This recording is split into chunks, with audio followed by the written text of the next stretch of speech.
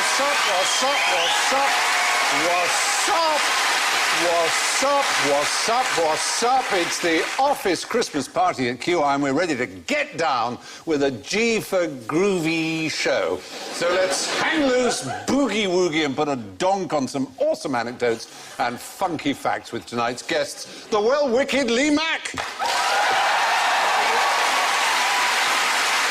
well-safe Bill Bailey. The well-cool David Tennant. And the well-I-never, it's Alan Davies.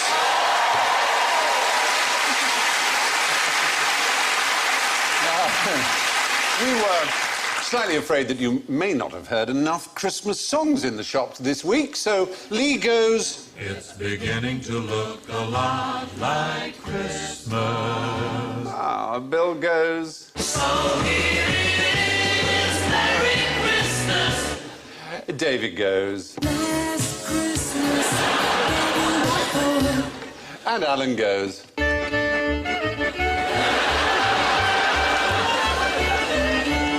Excellent. Well, later on, we're going to put the photocopying machine to some really imaginative use. But first, a bit of bad news. As it's Panto season, we had hoped to bring you Buttercup, the QI cow, but I'm afraid she's gone missing. If you see her, you will let me know, won't you, boys and girls?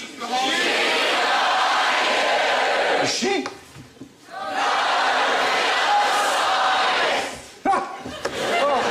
Boys and girls, I wish you'd warned me earlier. Hello, Buttercup. Great to see you. What I'd like you to do is to do a demonstration for the boys and girls. Can you do that? Would you like to go around the front and do? Now, what Buttercup is going to do... Buttercup does impressions, all right? Right. And Buttercup is going to do an impression, and you have to try and guess what she's doing an impression of. Off you go, Buttercup, darling.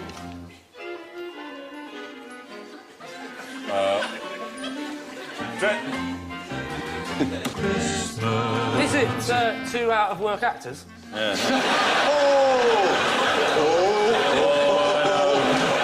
they're stamping their tiny heel. There we go. And... Is it the way of walking? Ah, Slightly... brilliant, Alan, Is yes. it with the legs not being in opposition or something like that? Yes, because cows don't normally walk like that. So she's doing an impression of... A freak. A cow with an inner ear problem. Or of an animal that does walk in that way. Left, right, left, right. A weasel. Lovely idea, but not a weasel. Oh. There are a couple, actually. Rhino? Oh, A tapir. the other one in... You're in Africa, you're on safari. Dormouse. Giraffe. Dormouse. Massive Giraffe is the right idea. That was Giraffe. Buttercup. Yes, Buttercup's very proud of herself. That was a very fine... It was a very fine imitation of a giraffe, because giraffes and camels, in fact, do that left-right walk. But cows, like horses... Would you like to do how you normally walk, Buttercup? You see? What? So I'm slightly drunk? Is that a cow creeping up on someone? So, ladies and gentlemen, a big thank you to Buttercup!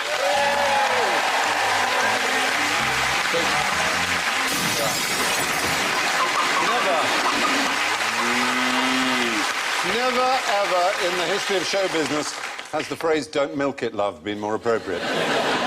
But you're right. I mean, you've got to have points, Alan, because the whole question was about the gait of four-legged animals. And do you know when it was decided, for example, there's how a giraffe actually walks. That's how... But who was it, do you know, for extra points, extra Christmas bonuses available, if you can tell me who the man was who was responsible for basically demonstrating to the world how horses, for example, ran... progressed. Is it something to do with cinema, moving images? Yes. It was... A French cinematographer or something? He was not French, no. No. His name was Edward Muybridge. Oh. Yep. Aye. No, he's quite well known, and I bet lots of people in the audience... You knew, didn't you, ladies and gentlemen? Yes. And these are some of his pictures. His book was Animal Locomotion, and he demonstrates the difference between walking, galloping, cantering and trotting in horses. He not only did horses, he's best known for how horses galloped, he also did humans, and he was no stranger to controversy. He murdered his love rival in cold blood. What? Yeah. Did he take photos of that as well? He might have done, because he was the first person in American legal forensic history as a murderer to claim what excuse? Insanity. Yes! Points for David Tennant, absolutely. Well, were you Anyway, the point is, our lovely buttercup, the QI cow, was giving us her giraffe impression. And speaking of giraffes, what use is a giraffe bicycle? Lee? Sorry, I was thinking of the hedgehog skateboard. Sorry. different thing, that, isn't it? Any thoughts? I'd like to point out that on the day I went giraffe riding, we didn't actually put pram wheels on the giraffe. No. Fair point. Those have been added in. You don't want letters. Well, you mean a giraffe that's been fashioned into a bicycle as opposed to a bicycle for a giraffe? A bicycle with a long neck. We've been seasonally silly, and Alan is right. It is, in fact, a big bicycle. And it was called the giraffe bicycle. It was its official name. It had a little badge on it saying the giraffe bicycle. And it had a specific function. But you may know that all bicycles at the beginning were very big. I mean, there it is. There is the giraffe bicycle. And there is its badge. It's lethal. What happens when you get to the traffic lights? Oh, there weren't traffic lights there. No, of course. Delivering papers to a giant mailbox. You're thinking, and that's good. OK, thank you. For lighting lamps. Yes, David Tennant, more points. Thank you. This is all the time travel he does. He knows something about every era. He's acting. It's not real. What? What do you mean? Don't listen to him. What do you mean? I'm sorry. Have I upset you? Don't tell me, don't know it's real. Don't listen to the bad man. Don't listen to the bad man. I know, it's a documentary, I know. Yes, exactly. Cybermen are real. Saw one in the corridor upstairs looking for him. Mr. Tennant, on that. Can I just ask a question about that? Yeah. If they offer lighting lamps, you must have to do it on the move. You must go, whoa, otherwise you'll fall over when you stop. You get to the lamp, you lean against the lamp, you've got a torch, and you've got an assistant, and you raise your lit torch to lit... It's gas lamps we're talking about, obviously. Right. Yep, and then when you get home or back to the depot, your assistant dismounts you. What if you're leaning on the lamp? We've got a very Christmassy audience. If you were leaning on the lamppost and a buck-toothed man with a ukulele walked past, would there be anything that could... Just lean down and set light to him. Oh, Mr. Wu! Ow! But if you got a lick up, you could use the post to swing around. You could do like a figure of 8 between them all. That would be brilliant, and you've got a TV show, basically. Giraffe biking on ice. Celebrity. Yeah, celebrity giraffe biking on ice. So, the thing is, early bicycles were all very tall. What was the first... You know, the classic sort of bicycle. Penny farthing. Penny farthing, and that was actually known as an ordinary bicycle. This looks lethal. It does, doesn't it? But, amazingly, the first bicycle, which is the kind we would know, i.e. with a chain that drove the back wheel from pedals, was known as a dwarf safety. And that was considered a really tiny bike. So it just shows most bicycles for a long time were like this. I always wonder, how did they get on those things? I guess it was a leany thing, and like horses. I guess they're used to... Get out of a first-floor window. Get down onto it. Yeah. There were novelty big bicycles, and the Clark brothers built flood bikes, which were to go above floodwaters so that you could get around... See, now that's what I thought that other one was. Yes, that would have been a good guess. I thought that was going to be something... Well, higher than the penny farthing? I guess it was, yeah. How flooded did it used to get? Higher than the penny farthing, you say? Then, of course, there was the cross-channel bike, which was a quarter of a mile up into the sky. But there are people on tall bikes to this day who reenact sort of tourneys, you know, like jousting with lances on bikes. That really does look dangerous. Yeah, highly. We used to do at school, we used to do what we call quad hockey. It's just like a polo, only on bikes. You use a hockey stick and a ball, and you just go round on a... On quad bikes? No, not on quad bikes. It was in a quadrangle. And a quadrangle? Yeah. And you were playing hockey in a quadrangle? But, yeah, you had a very different sort of schooling. Why? Well, how is that different? Well, in my school, we used to set fire to cars. Yeah. we were in a an gravel pit octagonal. with a dead badger. We just played Quidditch. No! There you are. It's all right, I suppose. Yep. Flying. Giraffe bicycles were a boon to the weary lamplighter. How do you react, team, to queue barges? Oh, very unfavourably. Very badly. Very unfavourably. There. Do you? Yes, it goes against the very bedrock of Western society. And also, the late mergers, you know, in lanes. Oh, yeah. You're doing the motorway, and there's a coned-off lane, and you think, well, I'd better conscientiously merge now. and somebody will go right the way down the end of the thing, and then, yeah, try again. No, worse than that. You do that! Curse you, link merger, Davis. To be fair, though, Alan is a part-time ambulance driver. Do you know, rather quickly, in America and some states, they have, when two lanes have to merge like that, they go, like a zip, exclamation mark, because that's... Oh, you merge. 1, 1, 1, 1, 1. It's rather brilliant, that, isn't it? I hate the late mergers in the bar queue. That's worse. When you're 6 deep at a bar and they just get on the edge. Oh, I hate the bar. Especially You're at at the football. bar and there's someone at the back who taps the bloke next to you and says, get us a couple of pints, will you, mate? Or when you're at the bar and someone leans forward with money and they get served first just because they're on television. Yeah, I hate... Mr. Fry, go away, scum. Make way, make way! Lord Fry! Come for a port. Here he is, on his bicycle with his hockey stick. Make way! Make way, I Special say. bottle here, Mr. Fry. Clear that table, get up, get out.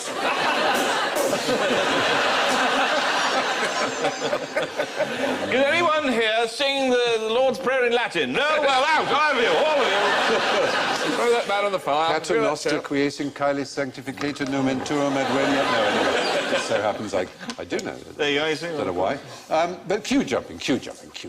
It is despicable, and you would think most people reacted very badly if someone were to walk in and just simply barge in front of a queue. But do you know the name? You're probably familiar with the experiments done by a behavioural psychologist in which members of the public were given white coats and asked to inflict pain. Stanley Milgram is the one best known for it. He asked people to do things that were against what they considered to be right, and yet, because they were told to do it... And the person doing it had apparent authority, had a white coat. But the less well-known experiments he did were in queues, and he would, or lines, as he would say, as an American. 129 different times he tried in betting shops, railway stations, elsewhere. Betting shops, you'd think, were people who would not be afraid to show their opinion if someone barged in. And what the experimenters had to do was, one, enter the queue between the third and fourth person in line, say in a neutral tone, excuse me, I'd like to get in here, step into the queue, face forward, and only leave the queue when someone admonished them or after 1 minute, whichever was sooner. And on only 10% of occasions was the queue jumper forced to leave the line because they were admonished. And in only 50% did anyone so much as tut. It's extraordinary, isn't it? Where was this, though? This was in America. In America? Not in Tunbridge. No. Not in Tunbridge. No. No. Not in Peckham. No. Very, very high tap ratio. I'll tell you what annoys me. Yeah. If it's 5 items or fewer, then it's 5 items or fewer. Don't come in with 6. Yeah. Stand in front of me. Yeah, but that's Do confusing, you because count them in the sometimes you bag? get... Do you look in Yeah, their you basket? bet I do, yeah. And then say absolutely nothing about it. Yes. But what if it's 3 for 2? That's 3. I'll give you one of those items off. So you'll give me 2? I'll give you 2 for for 3? those 3. But if there's not a special offer on, and I'm checking... You're Scottish. I know you're checking for those special offers. Oh, careful. That was low. Go on, take him. That was low. Yeah, Get exactly. your Sonic thing out. What, hedgehog? In the First World War... Is that it? I don't remember it being a biro from W.A. It's not Smith. working. It's not working, help! In the First World War, they toured a tank around Britain. Knocked all his hair off. Don't wave it around. Easy with that! Whoa! In the First World War, they toured a tank around Britain. Yeah. And it went to all the major city centres in the country, and people were encouraged to raise money for the war, to chuck any spare change they had into the tank. Yeah. Oh. Where did they get most money? Glasgow! Oh! Yeah, because they thought it was a big fruit machine. He's bad. No, that's... He's bad. Look, I've won a soldier, Mummy! I've won a soldier! I thought it was a... Oh, he's gone again! He's gone again! bandit. Yeah. I can't do this! I can't! You'll win a prize! I can do it! There's a wee chain around it. Oh dear, oh Is that dear. a Scottish accent, by the way? Well, there we are. Well, that Anyway, was a Scottish Yes, accent. it was. so the fact is we're more tolerant of queue jumpers than they deserve, it seems. Now, until 2008, it was legal to smoke what I'm talking about in Dutch coffee shops, but now they've changed the law. So what is it? Yes. Tobacco. He's clever. He's right. We thought you might say cannabis, but you're too smart. No, they don't mind you smoking that. They encourage it. Yeah. I went to Amsterdam when I was 19 years old, and I don't do drugs, and I'd never done drugs, and I sat in this cafe, and everyone was smoking, and genuinely, I said, no, I'm not going to touch that, I'll just have a piece of cake. And I ate this cake, and then someone said, you know what's in It's a that, hash don't you? brownie. But I thought that was the same way as you have, like, brandy and trifle or something. I thought it's not going to get you drunk. It's just a little jokey thing they say. So I had one. I said had no effect. I'll have another one. So I ate another one, and then 2 o'clock in the morning, I accused the taxi driver of trying to kill me. No, you're right. But the point is, it leads to rather bizarre situations. If you mixed your cannabis with tobacco in a coffee shop, you would be fined. Well, that's what they used to sell. So you can only have pure... Sell you mixed or... Not since July 2008. Now you have to smoke your cannabis as pure cannabis in grass or hashish form, I suppose. So you can't get passive smoking from pure... No, it's fantastically carcinogenic. It's much more carcinogenic than tobacco. Is it? Yeah. Oh, dear. It's 7 times more or something. Oh, shush, really? So here it is. Well... 3 joints, that's 20 fags. Oh, my goodness. But in the street, if you were to smoke... You could smoke tobacco in the street, but if you were to mix it with cannabis, you'd be breaking the law by doing that. Yeah, so it's a very complicated you system. whether to go indoors or out. But, Magic mushrooms, magic mushrooms. or a version of magic mushrooms, seeing as you're talking about drugs, the fly agaric, which is that sort of like the Toadstool. mushroom you get in a fairy tale. You'd see a little Toasty, like elf a big cheese sticking toasty. on it. It's sort of red with white Yeah. spots on it. Yeah. The fly agaric in Siberia was eaten by the reindeer, and so the reindeer would eat this fly agaric and they'd bounce around. Off their face. And that is where they reckon the legend of flying reindeer came from. Oh, For your that's Christmas a edition, Christmassy QI. There you story. Thank you, The David. drug-addled reindeer. Old And Siberia. then, because it's highly toxic to humans, so they would collect the reindeer urine and drink it and get a secondary Buzz. Hit. Yeah. Oh, that's And brilliant. then you could drink the wee of the man that drunk Yeah. it. Just a mild sort of, Yeah. sort of nice feeling. Yeah. Eventually, it would come down to a tiny little, just a cube, wouldn't it? And they would pop it in your drink, and it'd be like a little sort of Pro Plus. Fabulous. We're actually going to move on to various forms of narcotic in a moment, but I'm just going to just finish off the smoking business. Now, tell me when smoking bans were first introduced into Europe. 3 years ago? 4 years ago? No, it's earlier than that. 5 years ago. Much earlier. You're thinking... I'm not an idiot. 10 years ago. What the hell? 15 years ago. Try 79 years ago. Almost. I've got an idea. 76, I think. 79 years ago. Almost 79 years ago, yeah. You're the one that No. said it! Yeah, You've got I've to say that. been Try corrected. 79 years ago. 79 years ago. No, almost 79 years ago. I mean, that's the first time on the show. Cut me some slack. Ah, but if you rewind, you'll find I then corrected myself and said, no, actually, make it 76 years ago. But that's all right. If only I could rewind. 76 years. Well done, Alan. Very good. I hate this game. His experience, and it was the Nazis. It was the The Nazis. Nazis banned smoking. Nazis, yeah, they had very strong The anti-smoking. more I hear about them, the less I Well, that's the final straw. Up until Nazi this poopers. point, I've been prepared to... Oh, I listen. could rationalise everything else. No, bans on smoking in public places, smoking advertising, restrictions on tobacco rations for women, and linking tobacco use with lung cancer. Hitler called tobacco the wrath of the Red Indian man against the white man for having been given hard liquor. He even suggested that Nazism might never have worked if he hadn't given up smoking. That's a crazy It's true, though, because if you're doing that, you've got a fag in your hand, it's got less impact, hasn't it? You've got to put your fag in your mouth. Maybe that's how that started. He didn't like to smoke. Oh. The first smoking ban we can find, 1640, Tsar Michael of Russia declared smoking a deadly sin. Smokers were flogged, had their lips slit. Oh, that's a strong. nasty one, isn't it? Whoa, your lips slit. Like when you lick an envelope. That's horrible. Oh, what about in Jackass when they did paper cuts between the toes? I was kneeling on my seat in the cinema facing the other way going, tell me when it stopped! And look at it. Sorry, do you go to see Jackass at the cinema? That's commitment. I don't mind watching it late at night when I'm coming from the pub, but I wouldn't go to the cinema. There was a movie. Jackass the movie is the funniest film ever made. I preferred Jackass the novel. Jackass the ballet. Yes. Oh, they did. Oh, very amusing. Jumped in a trolley, I believe. But it was James I of England and VI of Scotland who was the first real anti-smoking tyrant. He wrote a pamphlet called A Counterblast to Tobacco, which he damned it and double damned Well, it. he wasn't wrong. Fair enough. Yep, for being injurious to the eyes and the lungs and the nose and everything. He kind of spotted that it wasn't a good thing to do. I don't want to pick you up and be unspancy, but you can't damn it and double damn it, can you? You can damn it and triple damn it. Yeah, Sorry. that was his mistake, obviously. Yeah. Chairman of the Pedantic Society. I believe... Vice Chairman, actually. Yes, yes, Do you know... Very good. God bless you, you do that. The smoking ban in the Netherlands means you can smoke cannabis but not tobacco in a coffee shop and tobacco but not cannabis on the streets. So you can't smoke tobacco in Dutch coffee shops or libraries, come to that matter. But do you get a kick out of book sniffing? Book sniffing? Yeah. Why would you sniff a book? Is it a form of glue sniffing? Is it getting the adhesive? It's not the adhesive. It's when a book ages enough, what would form around it?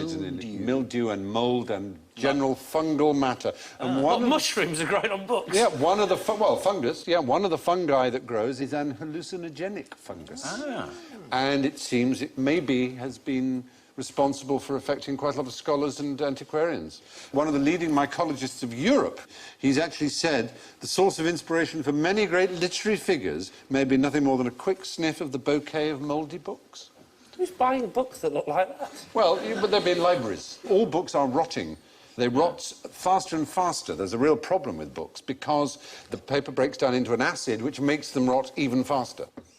So we have to get quite close to it. You get quite close, and you have to do it for quite a long time. Yeah. It's a rather unusual way for it. In a library. Seems extraordinary. I can't help doing that. You know, when practice. if I go to the dentist, right, and there's a magazine from like 3 years ago, Yeah. and I'm having a look through, and they've got one of those aftershave things that you... Oh, yeah, Scratchy little things. scratch and I can't sniff. help. I always have a little. Yeah. And I always think, because if it smells after 3 years, it must be a good one. Because I always have a problem that aftershave stops smelling after about 3 or 4 hours. So I think if it's survived 3 years, I'll buy it. Yeah. Yeah, you can't buy Class, can you? Well, the fact is, it would take a long time to get truly high on one of them, but it is a real fungus and it is truly hallucinogenic. Like the one you mentioned, shrooms. What is the proper name for shrooms? The magic mushrooms. Oh, hallucinogenic ones. You've mentioned fly agaric, which is like that one, really. But the magic mushrooms, psilocybin. So with a silent P, psilocybin. Interesting experiments have been done with magic mushrooms, encouraging some to believe that religious experiences, all told, are based on some sort of hallucinogenic experience. It's an interesting thought. Yeah, there's some sort of theory in America that there's a kind of a religiosity, there's a kind of a God spot in the brain. There's some kind of some people have come point, up with that there's some part of the brain which actually induces some sort of spiritual... Which may be accessed by things like magic mushrooms. Yeah. And do you know who it was who rediscovered the magic mushroom? Albert Hofmann, his name was. Albert Hofmann, yes. And he was the first person to formalise acid, wasn't acid, he? LSD. Yeah. LSD, that was his even more famous thing. And do you know where he got LSD from, as it were? Do you know where? It was a byproduct of something, wasn't it? It was a... Marmite. Yeah. Oddly not that far off. In Vegemite. Well, no. I mean, a little further than that. But a kind of bread. Bread would have a mould which would cause hallucinations. The yeast of a bat. It was called ergot. Ergot, yes. You've heard of that? Yes, so it grows on wheat. Yeah, and rye. And rye, yeah. Rye in particular. And ergot has lysergic acid in it. And it was while looking at this that Hofmann basically absorbed some in through his skin without knowing it and had these extraordinary hallucinations. Yeah. And so he thought, 3 days later, he took what he thought was a tiny dose, having basically synthesised the lysergic acid diethylamide, and it proved to be 1,000 times more potent than he expected, and he had a terrible trip, and he wrote, "A demon had invaded me. It had taken possession of my body, mind and soul. I jumped up and screamed, trying to free myself from him, sank down again, helpless on the sofa. The substance which I had wanted to experiment upon had vanquished me. I was seized by the dreadful fear of going insane." But wasn't it the fact that he actually, he was funded by the CIA, because the CIA got wind of it, and they thought it was some sort of drug that could enhance performance, sort of, you know... Or truth drug, I think. Truth drug. It was known as Project MK Ultra. That's it, yeah. And basically, they were responsible for sort of the psychedelic movement. So the CIA basically eventually led to Jimi Hendrix. Yes, essentially. Yeah. Thank God for the CIA. Yeah, in the end. Without them, we wouldn't have had the Purple Haze. No, and so on. exactly. Anyway, old books give off a mixture of inert gases and hallucinogenic fungus spores, a combination much beloved of book sniffers. Now, who is the coolest, grooviest, hippest cat on the show tonight? David Tennant, I would have thought. Yeah. I'm going for Bellman. Yeah, could be. What do we know about these words?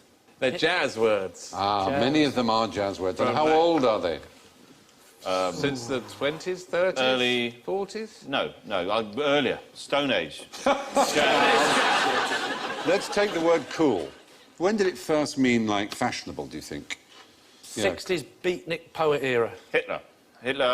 Oddly enough, it was the year Hitler came to power, 1933, but I don't think that's quite relevant. These new uniforms are cool. 1933. Bizarrely. So this is Christmas. I'm Chinese in Nazi party. They're cool, Daddy. Cool, Daddy-o.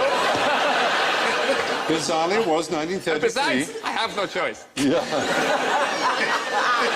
I burned out a Reichstag. Cool. Jazz Nazis, eh? It was the West Coast School of... But it was the West Jazz Coast... Nazis are Jews both ways. It was the West Coast School of Relaxed Jazz led by Miles Davis, and his album The Birth of the Cool was 1957, which, oddly enough, is the year I was born. Extraordinary. So maybe I am cool. The cool. I love that Groovy. if you saying all that as a chat-up line in a nightclub. Yeah. Do you know who the coolest person in the room is tonight? No, let me explain. In 1933, cut to 2 hours I was later, so cool. and that, madam, is why I am cool. Can I get to another move? Where's she gone? Don't go. What about groovy? What about groovy? When did Groovy, baby, When did yeah. the groovy first Groovy, arise? ploughing in the 17th century. It's got to be from records, isn't it? You're right. In the 1930s, again, black jazzers in the 1930s, in the groove, because the needle was in the groove of the record. Exactly. There we are. So what about hip or hep? When did that come? A hip cat, hep cat. When did that? Hip or hep? Well, both words are used. Hep. I've never heard hep. You've not heard hep? I've heard hep cat, yeah. As in, Hep cat, as in you've hep, heard hep, hep hop. 1940s. Yeah, I've read On the Road. My nan's just had a hep operation. But Or a it's hop operation. hip or a where you hop. just cut one Hip, leg hop, off. hep. It first came in black Roman American times. slang in 1904, hip. Or is it a bit more sexual, maybe? Well, they so often are, I'm afraid. There is a theory that in the groove is also a sexual God, reference to the little shape of the lady piece. Oh, hello. And I want you to do that in your chat-up line as well. Come back, I have something else to tell you about it. What about cat, meaning fellow or chap? Or Well, that's got to come from Top Cat, hasn't it? top Yeah. cat? He was the coolest cat in He town. was the coolest cat. He was top cap. He always got one over on Officer Dibble. He did. Cats, from the musical Cats. That's not cool. Give me a year as to when cat, meaning fellow, was first spotted. 1920. Exactly right, to the year. Brilliant. Wow, that was a guess. All right. Good. More points. Get ready with the year to shout. Chick, for meaning a girl. Chick. Yep. Spanish, chica. Chiquita. Chiquita. Sí. 1927. Well, that's in Shakespeare. Chick? All my little chicks. Oh, in one fell swoop, you're right. Yeah. In Macca's, you Yeah. don't say Beth. What about dude? Dude meaning a person. The Amish. When, not who. 1702. Any other Why? Let us build a barn, dude. Any other thoughts? Neanderthal 1703. times. 1883. 1883, dude. Foxy. Pardon? I beg your pardon. Foxy. 1895. Wicked, meaning good, meaning splendid. 2001. The 2000. Salem witch trials. Your favourite year, 1920. 1920? F. Scott Fitzgerald used What, it meaning- in that sense. meaning- I know, these are all You don't surprises. mean Wicked in the burner as she's a witch? No, yes? no, of course not. That's much They older. weren't doing that in the 1920s, surely. No, wicked in the sense of good, cool, excellent, wicked. Right. It'd be awful, actually, if you said that in Yeah. the 14th century, thinking you're being cool. I'm wicked, and they just Yeah. set fire to you. Kill you. So much of the youth slang we associate with the 60s and 70s is actually American jazz speak from the 30s or even earlier. Now, polygamy would be fairly groovy. If you were Mormons, how many wives would you have? Up to 9. Up to 9? Yes. Oh. Well, that counts as many, I'm afraid. Oh, does Bill, it? I'm Up sorry. to 9? Yeah, up to 9. Many. Counts as Famously, yes, counts as many. Depends what you're discussing. It's several, I suppose, after yeah. 9, yeah. Yeah. Totally different. If a policeman stops you and says, "Have you been drinking tonight?" So you can't go, "No, I've only had up to 9." You've had many, haven't you? No, not many. I have between 1 and 9, officer. What do you mean I can't drive a tractor at 4 in the morning through the shopping centre? I only had many. I'm just after some shoes. But as you probably know that obviously Mormons are associated with plural marriages. Joseph Smith, the founder, had a divine revelation, apparently, telling him that he could have as many wives as he liked. But they were stopped by the American government because they basically said you can believe what you like, but you can't do what you like. So you can believe you can have as many wives as you like, but you can't have it as a practice. You can have it as a belief. And Does this mean it happens, but there's just no legal... No, it means it doesn't happen because they go to prison. But people live together in groups of up to 9. Yeah. Without actually... Yeah. They do. This is the weird thing about polygamy. We all treat it as if it's some terrible thing like incest. But actually, the weird thing is, if you deceive someone by having a mistress and a whole family, Yes. it's not against the law. But if you said to 2 women, look, I love you both, you're absolutely splendid, how would it be if I married both of you? And they said, OK, that would be breaking the law. Yes. It's kind of odd. Or a woman said that to 2 men. It's a tricky time to bring it up at Christmas, though, isn't it? Well, I just don't see why it should be quite so illegal if people are on for it, if they willingly enter it. If it's a deception, I think it should be wrong. Should it be capped at a certain number? Up to 9. Up to 9, I think. I think bring in the Bailey rule. 10, that's... 10. I'm not a slag. Well, so you say you can't actually do it, then? They don't condone polygamy at all? No, it's against the law. It's against the law. Fortunately, the head of the Mormon church, just as it was being announced as illegal, had a convenient divine revelation telling him that the practice should stop. So God just came in at the last minute. That's good. Isn't it handy when that is happens? handy, Yeah. that's good. There are, of course, the lovely Osmonds. Aren't they lovely? They all married each other, is that... They're Mormons. Oh, right. They're members of the Church of Latter-day Saints, I think they call them. And then what teeth? Beautiful. They were rubbish. Weren't Were they? Oh, they? Apart from little Jimmy Osmond, he was a long-haired lover from Liverpool. Yeah. And there was, of course, it was Big Graham Osmond, the one they kept in the attic. Who had terrible teeth. He had one massive hand, Yellow like a teeth. claw. Yeah. But he wrote all the songs. By groaning them. He groaned them into a tin can that was connected by a piece of string.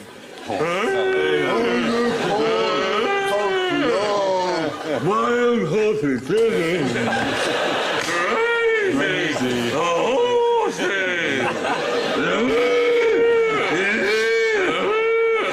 They're very bad. And you What was that? What was that, Graham? Bring me another wife! now, on this side. I'm allowed up to 9, Bill Bailey said! Bring her up! 4! I've only got 8! I'm allowed to have many! Behave. Pull yourselves together at once. The Church of Jesus Christ of Latter-day Saints. What a great idea! Liverpool! That's a great idea for an episode of Doctor Who, isn't it? Doctor Who goes into the attic and finds the elderly secret brother of the hospital. And that's how they kill off David Tennant. Imagine that. Nobody's supposed to... Is that the plot of the Christmas show? Played by Bill Bailey.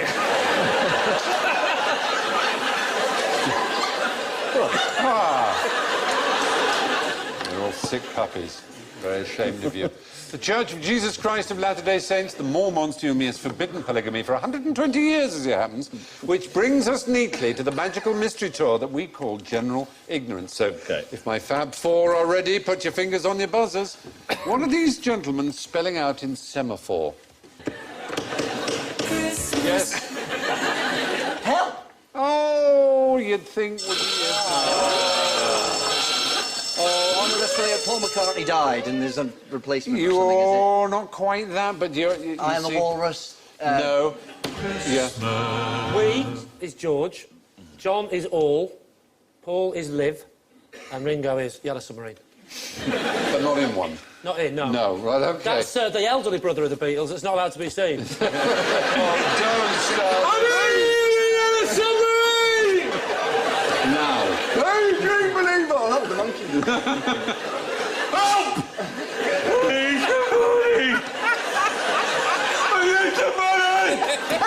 Oh, write that down.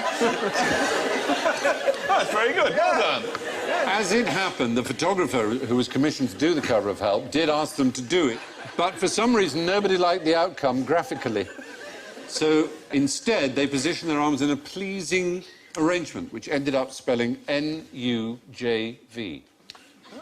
Like so. Which... It probably meant something to them. Well, no, it gave rise to the first, as David intimated, the first of the great Myths Beatles about the conspiracy theories. This was new unknown John vocalist, people said. Oh, for I crying know, out isn't it tragic?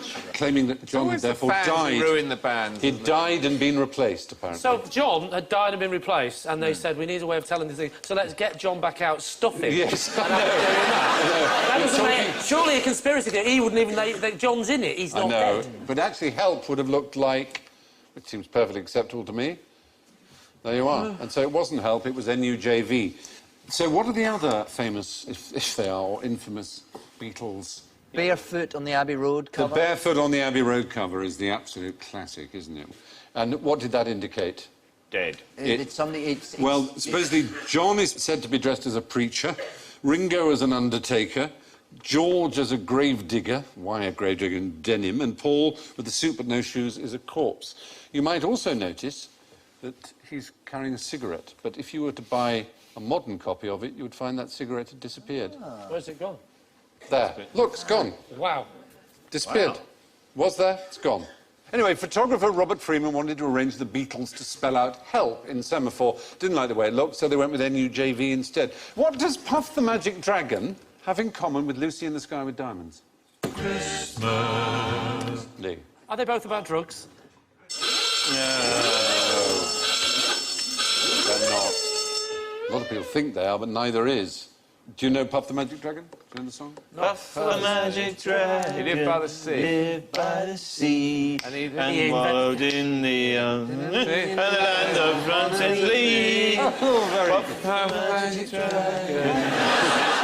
No, very good. That's excellent. that right? Yeah, that's the song. Yeah, it's based on an Ogden Nash rhyme called "The Really O Truly O Dragon," and it was a Cornell student, Leonard Lipton, and he gave it to his friend Peter Yarrow, who wrote the song. And Peter Yarrow tells us quite specifically, even if I'd had the intention of writing a song about drugs, which I may have had at a later time, I was 20 years old at Cornell in 1959. I was so square, as was everyone else. Drugs had not emerged. I know Puff was a good dragon, would never have had drugs around him. Now you've heard that from the mouth of the dragon's daddy. It is not about drugs. He thinks he's a dragon's dad. Yeah. But he's not on Well, there is that. It was going well until the very end. moment. Do you know the official story of Lucy in the Sky with Diamonds? Yeah, didn't Julian come home from playgroup with a picture? Julian Lennon, that is, Yeah. and they said, what's this? And he said, it's Lucy in the Sky with Diamonds. Brilliant. Absolutely right. Yeah. The Well, very you've written tiny- the old song. No, he'd done a painting. Bloke upstairs going, that's my job! He's stolen my painting! Get me a pen! Christ. No, he'd done a... Little Julian... I've got Lucy up Oh, God. Little Julian had painted a picture of a girl surrounded by stars, and it was his friend Lucy in playgroup. And John said, what's that then? And he said, it's Lucy in the Sky with Diamonds. That was the older brother that spoke like that. We've been through it. And, Julian, what? yeah, according to interviews with Lennon and the other Beatles, they didn't notice that the initials spelled out LSD. LSD Yeah. until after the record was released. Good. Now, finally, something seasonal at last. A man goes to the doctor, right? Doctor, I can't stop singing Auld Lang Syne. So the doctor says, I'll have to send you to the Burns unit. Very good. Now, what's wrong with that joke? Is it absolutely terrible?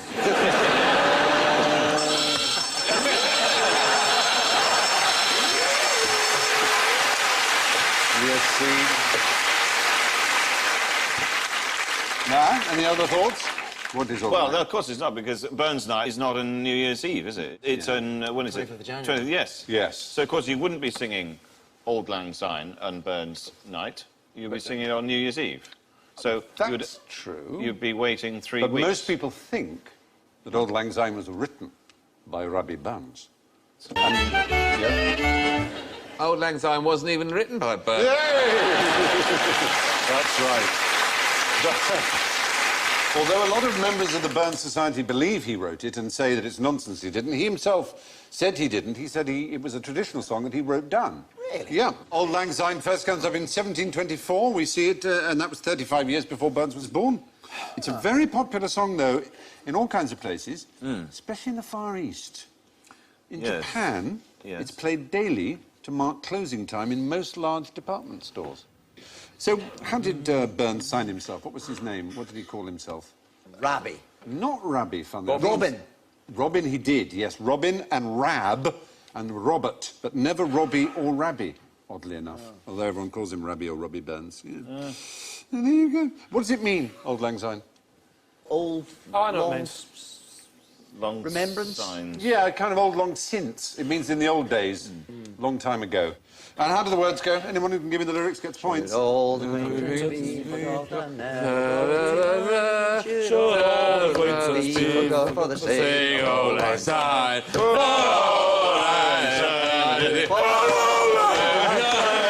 We'll pack a couple kindness yet for the sake of old lang. Oh, yes, 4 points. Spot on. Very good. But all that sex, drugs and rock and roll brings us to the end of the QI office party. And before we tell the boss what we really think of him, let's see if everyone has scored and what they have scored. Well, bless my blimey. With minus 29 points, I'm afraid our last place loser tonight is Lee Mack.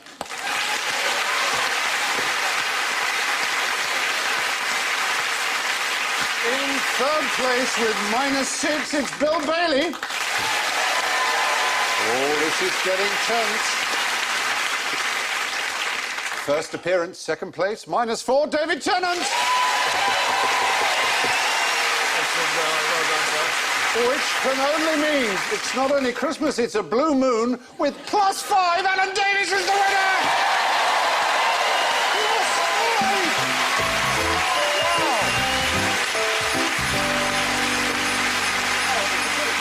So we are bidding a cool Yule and a gear new year to you all, from David, Bill, Lee, Alan and me. And tonight, for some reason, I thought I'd leave you with a joke about doctors and time travel.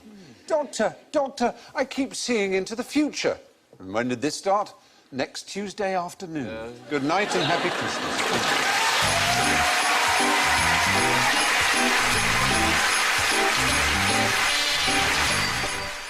More insults on the airwaves next on BBC Two with Alan Partridge, well and truly in the dung with his farming friends.